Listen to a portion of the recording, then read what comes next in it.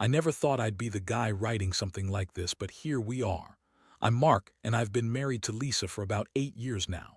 We had our share of rough patches, sure, but overall, I thought we had a decent, if not perfect, life. We weren't the most romantic couple, but we were solid, dependable. At least I thought so. That was until my motorcycle accident changed everything. It happened about 3 months ago. I was out on a ride, hit a slick patch on the highway and went flying over the handlebars. Broke my leg, fractured my arm, and tore up my shoulder pretty badly. The recovery was brutal. For weeks I was stuck in bed on crutches, unable to do much but lie there and feel sorry for myself. Lisa, of course, was there. That's what I thought. She'd come by, bring food, help me with exercises, act like she cared. But I started noticing little things that didn't add up. She was suddenly more impatient, always rushing out in the mornings, getting strange calls, sneaking around her phone like she was hiding something. She'd snap at me for minor things like I was a burden. I brushed it off at first, thinking it was just stress. But then I caught her texting someone late at night, hiding her phone under the pillow, typing with her head down. That's when I started feeling uneasy. The biggest red flag was when I noticed her spending a lot of time in the guest room more than usual and locking the door. She'd say she was resting or taking calls, but her behavior was shady. Once I heard her voice muffled through the door, and I swear I heard a guy's laugh. That was the moment I started piecing things together. My wife, the woman I loved, was hiding something big. Then came the day I came home early from therapy because the doctor called ahead with bad news about my recovery. I was exhausted, barely able to hobble around, but I wanted to surprise Lisa. I expected her to be doing her usual routine, maybe even trying to cheer me up a little. But when I opened the door to the guest room, I froze. There she was, Lisa on her knees, tangled up with some guy. His name was Ethan, her physical rehabilitation nurse. I saw everything, hands, mouths, the way they clung to each other like they were trying to erase me from existence. My mind went blank. It was like everything I'd trusted, everything I believed in, just shattered in that instant. I remembered the way she looked at him, so passionate, so desperate. I couldn't breathe. My stomach lurched. I watched her kiss him, her hands gripping his shirt, and I knew right then that my wife had been cheating on me with this man for who knows how long. I wanted to scream, to run in and tear them apart, but I just stood there, stunned. I felt numb, yet furious. How could she do this? After everything I'd been through, my injuries, my pain, my vulnerability. And she was with him, her supposed caretaker, her helper, her friend. It was like a punch to the gut, but also a betrayal that cut deeper than I ever thought possible. I stood there for what felt like forever, just watching them in that impossible moment. Lisa's face was flushed, lips red from kissing Ethan. His hands were all over her, like she was some prize he'd been waiting for. I felt this cold rage bubbling up inside, mixed with this crushing sadness I couldn't even process right then. It was like my entire world had been turned upside down in a second. I finally managed to step back, my heart pounding in my chest. I wanted to storm in, tear her apart, demand answers, but I was frozen. My mind was racing, trying to understand how this had gone so wrong so fast. Why now? Why her? Had I been blind? I mean, I knew she'd been acting strange, but I never thought she'd do something like this. Not with a guy she'd been calling just a friend, a nurse, no less. Someone who was supposed to be helping me recover, not helping himself to my wife. As I backed out of the room, I kept hearing her muffled protests. No, Ethan, please, just a little longer, or something like that. It made me feel sick. I didn't even want to confront her right then. I just wanted to get out, breathe, figure out what the hell I was supposed to do now. But I knew I had to face her sooner or later. I went straight to the kitchen, poured a glass of water, and just stared at it, trying to calm my trembling hands. That's when I started asking myself questions. How long had this been going on? Was it a one-time thing or something they'd been doing for weeks? My mind kept jumping from one horrible possibility to another, and I couldn't find peace. Every thought was like a blow to my gut. Eventually, I decided I had to confront her. I didn't want to just sit there in silence, pretending I hadn't seen anything. I had to hear it from her lips, what was going on, why she did it, how long she'd been lying to me. So I called her into the living room, trying to keep my voice steady, even though inside I was a mess. When she came in, she looked defensive, annoyed even. What's wrong now? She snapped, her bitchy tone making my blood boil even more. I told her I saw her with Ethan. I wanted to know what the hell was happening, why she was cheating on me with someone who was supposed to be helping me recover. I could see her trying to spin some bullshit story, denying everything, calling me paranoid, saying I must have misunderstood. But I knew better. I saw them. The way she looked at him, desperate, hungry. There was no mistaking it. She started lying big time. "It's not what you think, Mark," she said, rolling her eyes. "Ethan's just been helping me with some exercises after your accident. We're just friends, it's nothing more." She shrugged, acting like I was overreacting, like I was crazy for even bringing it up. But I wasn't stupid. I knew better. I saw the way her eyes darted around, avoiding mine, and I could tell she was lying through her teeth. I felt this surge of anger and heartbreak all at once. How could she lie so easily? How could she pretend in the face of what I'd just seen? It was like she didn't even care that she'd been caught. That's when I realized I was completely alone in this. No matter what she said, I'd seen what I saw, and nothing she said was going to change that. I didn't know what to feel anymore. Sadness, rage, both. Maybe a mixture of everything that's broken inside me right now. The room was heavy with silence after her little explanation. I stared at her, trying to process what I just heard. She kept insisting Ethan was just helping her with some exercises, that they were friends. Yeah, right. That was the biggest load of bullshit I'd ever heard. I could see it in her eyes, the guilt, the panic. She was lying, and I knew it. But part of me also wanted to believe her, to find some reason to forgive her, even as it felt like my world was collapsing. I asked her flat out if she'd been sleeping with him. Her eyes flickered and she started to deny it again, but I cut her off. "Look, I know what I saw. Don't lie to me anymore. Did you or did you not sleep with him?" I was furious, voice shaking, trying to keep control, but inside I was a mess. She hesitated, then snapped back. "It's none of your business. You're the one who's been ignoring me, acting like a damn patient instead of a husband. Maybe I needed someone who actually cared, someone who'd give me what I wanted." That was her go-to line. Blame me, turn it around, make it look like I was the bad guy. It made my blood boil. I couldn't stand her bitchy attitude, her lying, her dismissiveness. She always had a way of twisting things to make herself look innocent. She kept insisting she did mean to do anything wrong, that Ethan was just there to help her, that it was nothing serious. I knew she was lying. I'd seen her in that vulnerable, desperate state, her lips parted, her hands trembling, and I realized then that she'd been craving this kind of attention for a while, maybe even before my accident. She was always the bitchy, dismissive wife, but now I saw her for what she truly was: selfish, manipulative, and unfaithful. As the night went on, the truth started sinking in deeper. I felt this crushing wave of sadness, like I'd lost her completely. I'd been so blind, so trusting. All those times she said she loved me, all those promises, were they just words? I kept wondering how she could betray me like this after everything I'd been through. The accident left me vulnerable, broken in so many ways, and she'd been sneaking around with some guy who was supposed to be helping me heal. And then there was Ethan. I couldn't even look at him anymore. That guy who was supposed to be professional, helping me recover, turned out to be just another cheating bastard. I hated him. I hated her. I hated myself for not seeing it sooner. The betrayal cut deeper than any physical injury I'd suffered. It made me feel weak, worthless, like I was some fool who'd trusted the wrong people. But even in that moment of despair, a part of me was furious. Furious at her, furious at Ethan, furious at myself for not catching it sooner. I kept replaying everything, every little sign, every suspicious glance, every time she snapped at me. It was all there. Maybe I'd been too blind to see it before. Or maybe I just didn't want to believe she'd be capable of this. I told myself I'd find a way out of this mess. I wasn't going to be her doormat anymore.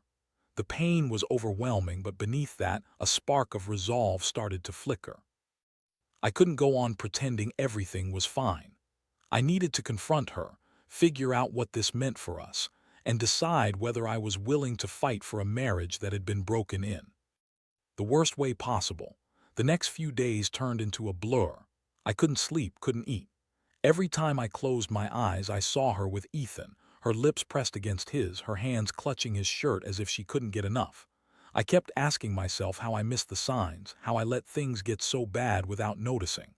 The betrayal hit me like a ton of bricks, and I was flooded with this mix of heartbreak, rage, and disbelief. I knew I had to make a decision. I wasn't the kind of guy who easily threw in the towel, but this was something else. I felt like I was living in someone else's nightmare. I'd always believed in loyalty and honesty, and now I was staring at the cold, hard truth. My wife had been fooling around with the guy supposed to help me get better.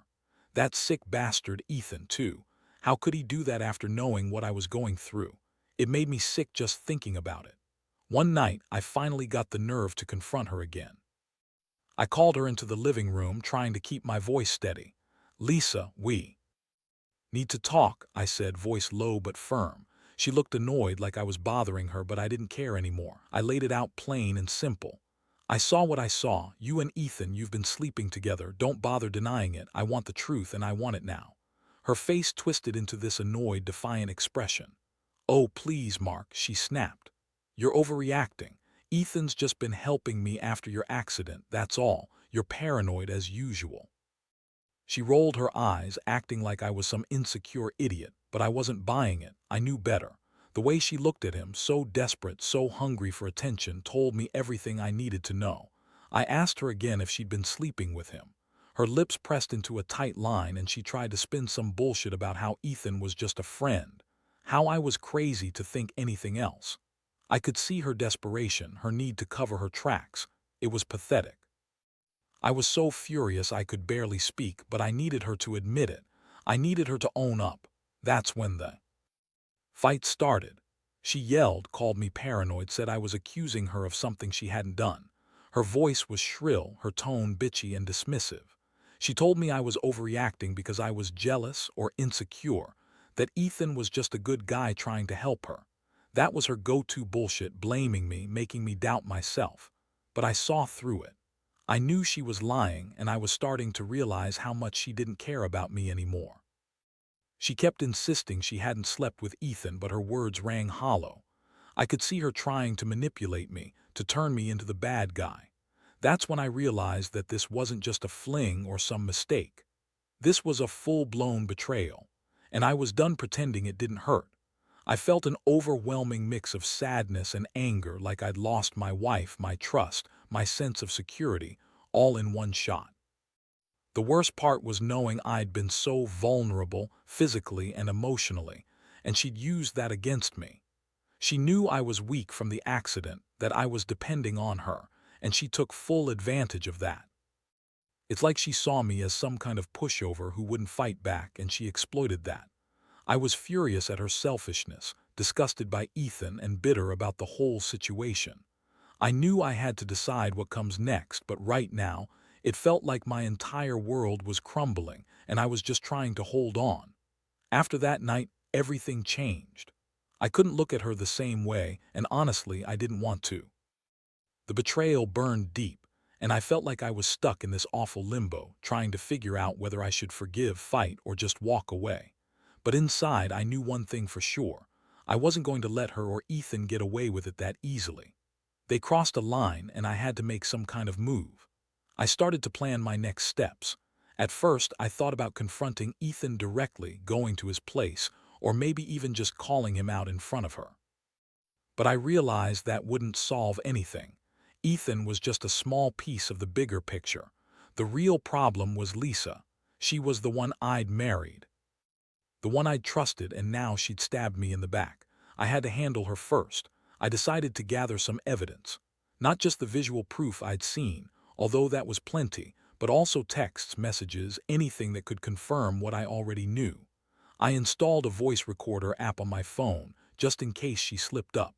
I knew she'd keep lying, but I wanted her to slip up further, to catch her in her own web of lies. Meanwhile, I kept my distance.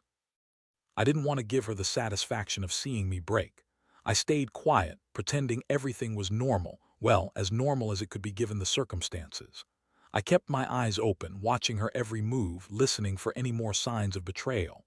I wanted to see if she'd slip up, if she'd leave any clues I could use. One day I found her texting Ethan again. I saw the message on her phone, something about seeing him tonight and can't wait to be alone with you. That was the final nail. I was done waiting. I sent her a message from my phone pretending to be Ethan, arranging to meet her. She didn't suspect a thing. When she showed up at the spot I picked, an abandoned parking lot, she looked nervous. She said she was just going to talk to Ethan, but I already knew she was planning something. I prepared myself for the inevitable confrontation. I told her I knew everything. I told her I had all the proof and I was done with her lies. Her expression was a mix of anger, shock, and that bitchy dismissiveness she always had. "You're insane, Mark," she spat. "This is just some stupid game you're playing. Ethan's not interested in me. I was just helping him out after your accident." I didn't buy a word of it. I told her I wasn't stupid, that I knew she'd been screwing him behind my back and I was sick of being a fool. Her face twisted into this sneering look. "You're just jealous because I'm better than you. Ethan actually cares about me." That was her classic line, trying to make herself look like the victim while I'm just some insecure guy who can't handle the truth. I told her she was a selfish, manipulative bitch, and I deserved better than this. In that moment, I made the decision. I told her I was leaving. I didn't want to be with someone who lied, cheated, and used me like I was some kind of fool. I told her she could keep Ethan, keep her lies, but I was done. Done pretending everything was okay. It hurt more than I can put into words, but I knew it was the only way to start healing. That night, I packed my things, left the house, and finally shut the door on a chapter I never thought would end like this. I don't know what's next, but I do know I learned a lot about trust, about betrayal, and about myself. I've come to realize that some people are just selfish and manipulative, and it's better to walk away than to try and save what's already broken beyond repair. If there's one thing I can tell anyone reading this, if you find yourself in a similar situation, don't wait. Get out, gather your strength, and never let someone treat you like you're disposable. Because eventually, they will, and you have to be ready to walk away. Now that I'm out of that nightmare, I've been trying to rebuild myself. Piece by piece. It's not easy, far from it. There are days when everything feels like it's falling apart again, but I remind myself that I deserve better. Honestly, I don't know if I'll ever fully trust again, but I do know I refuse to let someone treat me like garbage and get away with it without consequences. The thing I've learned most from all this is that loyalty and honesty matter more than I ever really appreciated before. You think you're safe, you think your partner's got your back, but sometimes that's just an illusion. People will surprise you in the worst ways. And when they do, the only thing you can do is pick yourself up and move on, no matter how much it hurts. For anyone out there who's going through something similar, here's my advice. Don't ignore the signs, no matter how small. Trust your gut. If something feels off, it probably is. Confront it early, don't let it fester. And if you find out the person you loved has been lying or cheating, don't waste time doubting yourself. You're not crazy. You deserve honesty, respect, and genuine love. Walking away is hard, but staying in a toxic situation is worse. I've realized that revenge in the end isn't about hurting someone back. It's about reclaiming your peace. It's about taking control of your life again, even after everything been broken. I may never fully get over what she did, but I'll learn to live with it. I'll use it as a lesson, one that taught me not to be naive, not to ignore the warning signs, and most importantly, not to let anyone treat me like I'm less than I am. So here I am, writing this down, hoping someone out there reading this might find some comfort or strength in knowing they're not alone. That betrayal cuts deep, but you can survive it. You can rebuild. And someday, you'll look back and realize that the pain was just a part of your growth. Trust me, I'm still healing, but I'm moving forward. And that's all that matters now.